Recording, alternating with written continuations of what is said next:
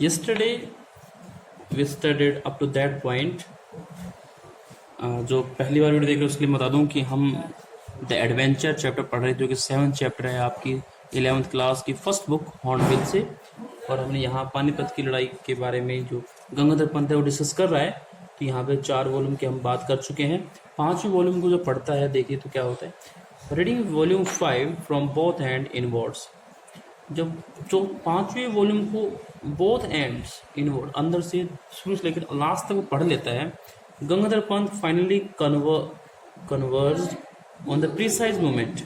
तो यहाँ पे एक ऐसे मोमेंट कन्वर्ज होता है अगर इकट्ठा हो जाता है जो एक प्रिसाइज मोमेंट है, एक्यूरेट मोमेंट है, where history taken a different turn, जहाँ पे आकर के हिस्ट्री एक डिफरेंट टर्न देना शुरू कर देती है। That page in the book describe the battle of Panipat. इस पेज पर पानीपत की लड़ाई के बारे में डिस्क्राइब किया गया था। And it mention that the Marathas one it handsomely. और इसमें मेंशन किया गया था कि जो मराठा है वो इसे हैंडसमली जीत जाते हैं। अब्दाली वॉज रूटेड, अब्दाली को चेज अवे किया कर दिया जाता है। And he was chased back to Kabul by the triumphant Maratha army. जो ट्रिम्फेंट, जो विक्ट्रियस मराठा आर्मी थी जिसे जीत मिल जाती है, वो अहमद शाह अब्दाली को हरा करके पूरा डिस्ट्रक्शन करके उसको काबुल तक वापस भेज देते हैं। लेड बाय सदाशिवराव बाहू, और इसका जो लीडर था वो सदाशिवराव बाहू थे। And his Neiphiu the young विश्वास राव, और उसका जो नेफ्यू था जो कि यंग थे विश्वास राव, उन दोनों ने मिलकर के अब्दाली को बुरी तरह से हरा दिया। The book did not go into a blow by blow account of the battle itself. हालांकि बुक के अंदर ब्लो बाय ब्लो अकाउंट नहीं था, डिटेल्ड एक एक घटना के बारे में विस्तार से वर्णन नहीं था। Rather it elaborated in detail it's consequence for the power of struggle in India. ये एलेबोरेट करती है, एक्सप्लेन करती है जो कंसिक्वेंसेस आए, जो परिणाम हुए पावर स्ट्रगल के इंडिया में, सत्ता के लिए जो संघर्ष होते रहे अंग्रेज़ों में, मोहनडंस में, पेशवाओं में। तो उसके बाद कंसिक्वेंसेस क्या है। Gangadhar Pant read through the account avidly, और गंगाधर ने पूरा अकाउंट पढ़ा एविडली, ईगरली, बहुत उत्सुकता से। The style of writing was unmistakably his, और जो लिखने का स्टाइल था वो अनमिस्टेकेबल था, उसका अपना ही था। Yet he was reading the account for the first time, फिर भी वो अपने ही अकाउंट को पहली बार पढ़ रहा था, उसने पहले कभी इस तरह से नहीं पढ़ा था। Their victory in the battle was not only a great moral booster to the Marathas, but it also established their supremacy in northern India. मराठों की जो विक्ट्री थी बैटल में ना सिर्फ एक मोरल बूस्टर साबित हुई, उनकी मोरल ने कॉन्फिडेंस को बूस्ट किया, इंक्रीज किया, उनके कॉन्फिडेंस को बढ़ाने वाली थी, बल्कि मराठा को इस्टेब्लिश भी किया इस बैटल ने, और उनकी नॉर्थ इंडिया में सुपरमेसी भी साबित हुई। ऐसा इस बुक में लिखा हुआ था। The East India company which had been watching this development from the side line got the message and temporarily shelved its expansionist programme. और ईस्ट इंडिया कंपनी जो इस सारी उन लड़ाइयों को जिसमें अब्दाली और पेशवा लड़ रहे थे उस, और उनके जो डेवलपमेंट्स थे उस एक साइड लाइन से एक तरफ रह करके देख रही थी। और उन्हें ये मैसेज मिला कि पेशवा बहुत पावरफुल है, और उन्होंने टेम्परेरीली अपनी जो एक्सपेंशनिस्ट प्रोग्राम्स था, विस्तारवादी, साम्राज्यवादी, विस्तारवादी जो उसका प्रोग्राम था, उसको शेल कर लिया, कंट्रोल कर लिया, रोक लिया एक तरह से। For the Peshwas, the immediate result was an increase in the influence of Babu Sahib and Vishwas Rao, who eventually succeeded his father in 70-80 AD. For Peshwa, और पेशवा के लिए जो इमीडिएट रिजल्ट निकला, जो तुरंत परिणाम आए, उसमें पहला परिणाम था increase in the influence of Bahu Sahib. Bahu Sahib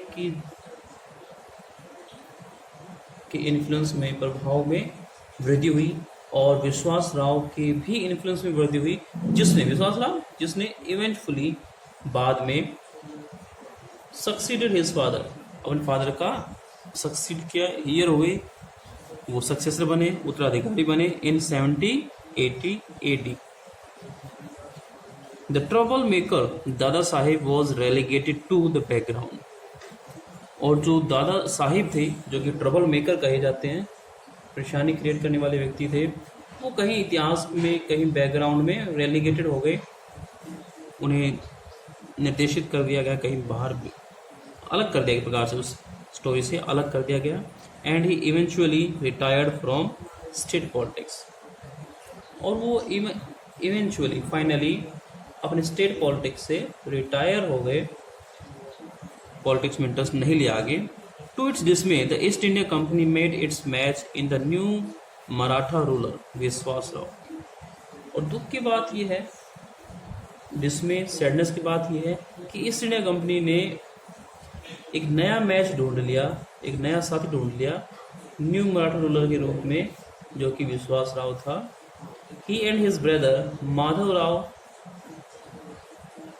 combined political acumen with valor and systematically expanded their influence all over India। विश्वास राव और उनके जो ब्रदर थे, जो कि नाम है उनका माधव राव, उनके कंबाइंड, मिले जुले पॉलिटिकल एक्यूमेन से, राजनीतिक शार्पनेस, इंटेलिजेंस, राजनीतिक उनकी चतुराई थी, और साथ में वेलर, ब्रेवरी ने, दोनों ने मिलकर के सिस्टेमेटिकली ऑल ओवर इंडिया अपने इन्फ्लुएंस को एक्सपेंड किया, एक्सटेंडेड कर लिया, विस्तार कर लिया, वृद्धि कर ली। फिर पूरे इंडिया में उनका इन्फ्लुएंस हो गया बड़े ही systematically. The company was reduced to pockets of influence near Bombay. और कंपनी का जो इन्फ्लुएंस था वो रिड्यूस रह गया, यहाँ पे टू पॉकेट्स ऑफ इन्फ्लुएंस। उन्हें अपना इन्फ्लुएंस पॉकेट करना पड़ा, रिड्यूस करना पड़ा केवल बॉम्बे के आसपास।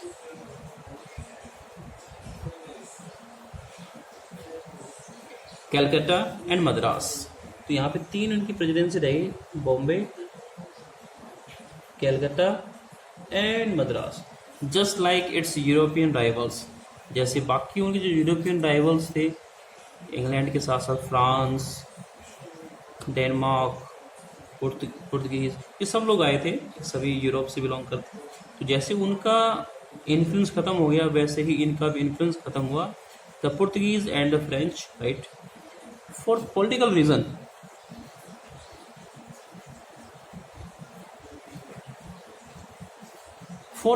Reason, the Peshwas kept the puppet Mughal regime alive in Delhi।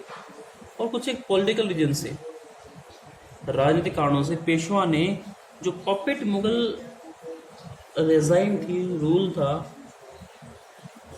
जो मुसलमानों का जो रेजाइम था, जो रूल था, उसे बनाए रखा दिल्ली में। ये कुछ पॉलिटिकल बेनिफिट्स की वजह से।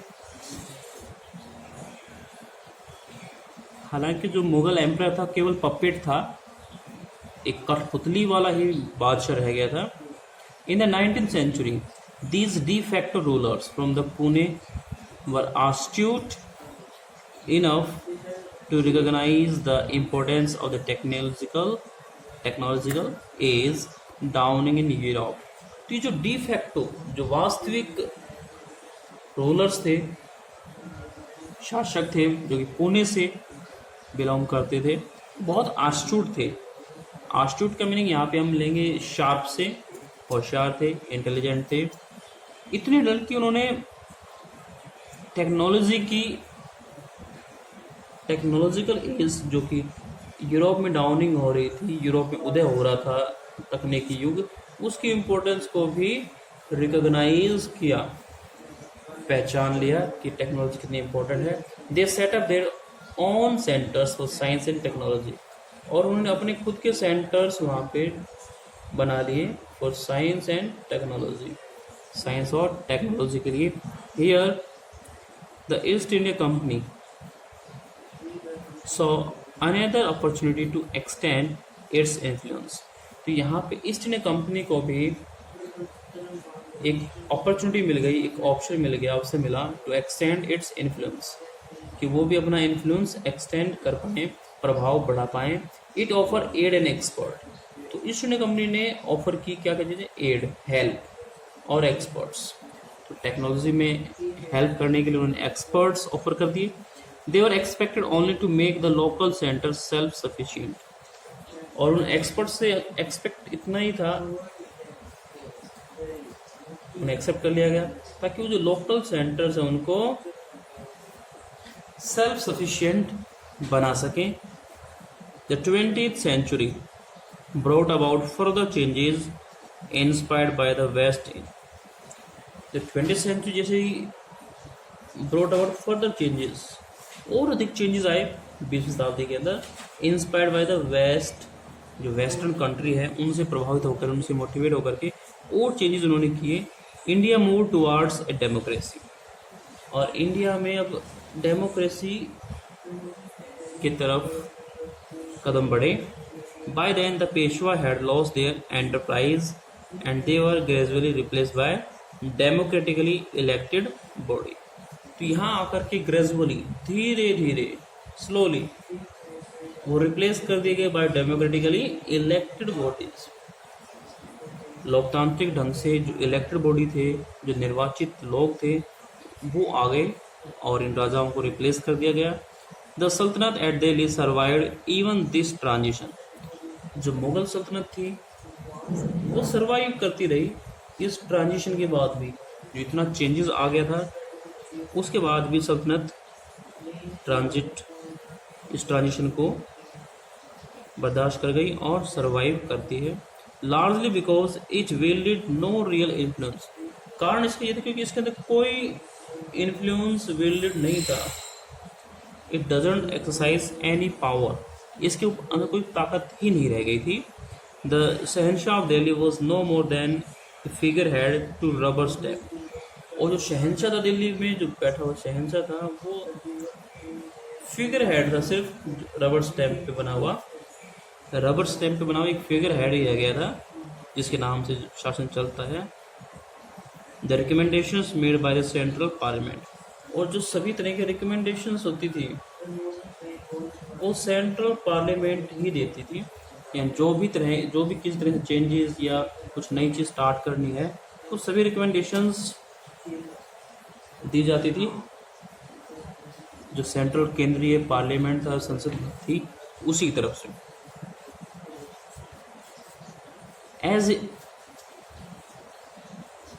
एज ए रीड ऑन, कि जैसे जैसे पढ़ते गए, Gangadhar Pant began to appreciate the India he had seen. तो गंगाधर पंत उस इंडिया को अप्रिशिएट करता है, प्रेज करता है. It was a country that had not been subjected to slavery for the white man. और इस बुक को पढ़ने के बाद उसे लगता है कि इंडिया एक ऐसी कंट्री है जो कभी दासता को स्वीकार नहीं करती है, दासता को स्वीकार करनी ही नहीं पड़ी. It had learn to stand on its feet. और इसने अपने कदमों पर खड़ा होना सीख लिया था. And knew what self respect was. और इन्हें पता था कि सेल्फ रिस्पेक्ट क्या चीज़ होती है, अपना आत्मसम्मान क्या चीज़ होती है.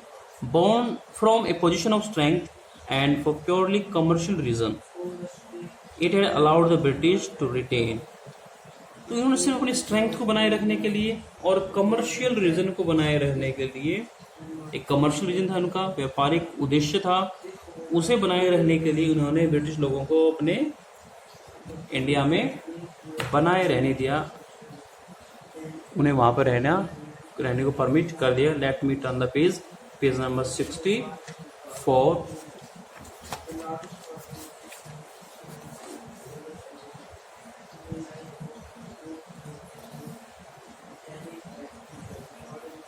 Yes, Bombay as the sole outpost on the sub continent.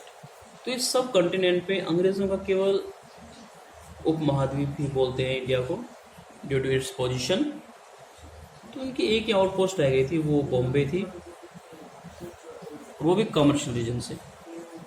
The lease was to expire in the year 2001, और जो लीज दी गई थी अंग्रेजों को वो 2001 में ख़त्म होनी थी।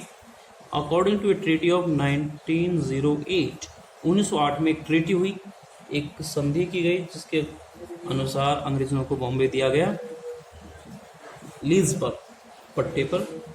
और ये लीज कितने वर्ष की होती है? 92 और 93। तो 93 ईयर्स की लीज थी जो 2001 में खत्म होनी थी। Gangadhar Pant could not help comparing the country he new with what he was witnessing around him. तो गंगाधर पंत ने उस कंट्री को जो उसने देखी है और जो उसने अब पढ़ी है, जो विटनेस कर रहे थे बुक के अकॉर्डिंग, उनको कंपेयर करना शुरू कर दिया। But at the same point he felt that his investigations were incomplete. तभी पाता है कि जो इन्वेस्टिगेशन है, जो हिस्ट्री पढ़ रहा है, वो इनकम्प्लीट है कहीं ना कहीं। How did the Maratha win the battle? Maratha battle को जीते कैसे? To find the answer he must look for accounts of the battle itself. तो ये जानने के लिए उन्हें बैटल का अकाउंट देखना पड़ेगा कि बैटल में घटनाएं कैसे घटी, किस तरह की घटनाएं वहां पर होती रही। He went through the books and journals before him. तो जितनी भी जर्नल, जितनी भी मैगजीन, जितनी भी बुक्स उसके पास पड़ी हुई थी, उन सब की गो थ्रू होता है, सब वो पढ़ता है। At least among the books he found one that gave him the clue. तो इन सब बुक्स में से उसे एक बुक मिली जिसने एक क्लू दिया, एक हिंट दिया। It was बाहू साहब बाकी बकर, बाहू साहेब बाकी बखर। तो ये बखर थी। Although he seldom relied on the Bakhars for historical evidence, हालांकि वो बखर पे बिलीव नहीं करता है किसी भी तरह के हिस्टोरिकल एविडेंस के लिए, ऐतिहासिक प्रूफ्स के लिए।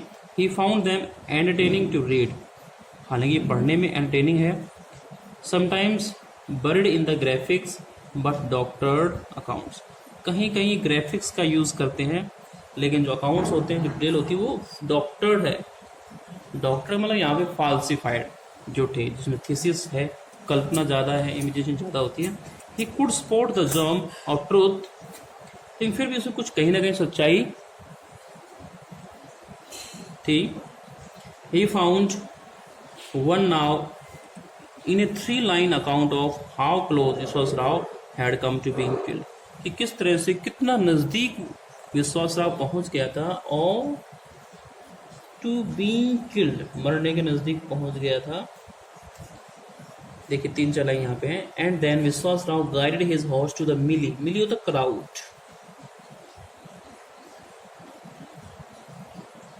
Where the elite troops were fighting and he attack them, जहाँ पे जो एलिट ट्रूप है, जो विशेष ट्रूप थी, फौज थी, वो फाइटिंग कर रही थी। And he attack them and God was merciful, तो यहाँ पे गॉड मर्सीफुल रहा, दयालु रहा, दया की भगवान ने। ए शॉट ब्रश पास हिज ईयर, बिल्कुल ब्रश पास, बिल्कुल नज़दीक से कान के उसके शूट निकल गया, गोली निकल गई। इवन द डिफरेंस ऑफ ए तिल, जिसे हम सीसम कहते हैं, कि तिल भर का एक distance would have led to his death, तो उससे उसकी मौत हो सकती थी, लेकिन वो यहाँ पे सर्वाइव कर गया। ऐसा फाल्सिफाइड अकाउंट यहाँ पे दिखा मिला है। At 8 o'clock, the librarian politely reminded the professor that the library was closing for the day. तो 8 बजे लाइब्रेरियन ने बड़े ही पोलाइटली ये रिमाइंड करवाया प्रोफेसर गाइटोंडो को कि लाइब्रेरी अब क्लोजिंग टाइम पे आ गई है आज के लिए। Gangadhar Pant emerge from his thoughts, और वो अपने विचारों से बाहर निकला। Looking around he notice that he was the only reader left in that magnificent hall. तो उसने जब अपने चारों तरफ ध्यान से देखा तो उसने पाया कि he was the only reader, आसपास केवल एक ही रीडर है, वही व्यक्ति जो पढ़ रहा है। And researcher right after his okay no हम यहाँ पे इस मैग्निफिसेंट हॉल के अंदर वो एकमात्र रीडर था। I beg your pardon sir, may I request you to keep these books here for my use tomorrow morning. और यहाँ पे कहा कि क्या कल टुमारो मॉर्निंग के लिए, कल सुबह के लिए मैं इन्हें अपने पास रख सकता हूँ। By the way then when do you open, कि चलो ठीक है बताइए कि आपकी जो लाइब्रेरी कब खुलती है। At 8 o'clock sir, the librarian smile, और लाइब्रेरियन स्माइल करके कहा कि 8 o'clock here was a user and researcher right after his sir, कि जो यूजर था इन बुक्स का और रिसर्चर था बिल्कुल उसके सामने था। As the professor left, as the professor left the table he shoved some notes into his right pocket, तो उसने कुछ एक जो नोट्स थे शवड कर लिए, ठूस लिए, पुट फोर्सफुली जबरदस्ती रख लिए into his right pocket. absent mindedly, ना चाहते हुए भी, unwillingly, he also shoved the बखर into his left pocket, और उसने जो बाहु साहिब बाकी बखर थी उसे भी अपने लेफ्ट पॉकेट में शवड कर लिया, ठूस लिया। I think that's all for today. We will discuss the remaining chapter in our next video.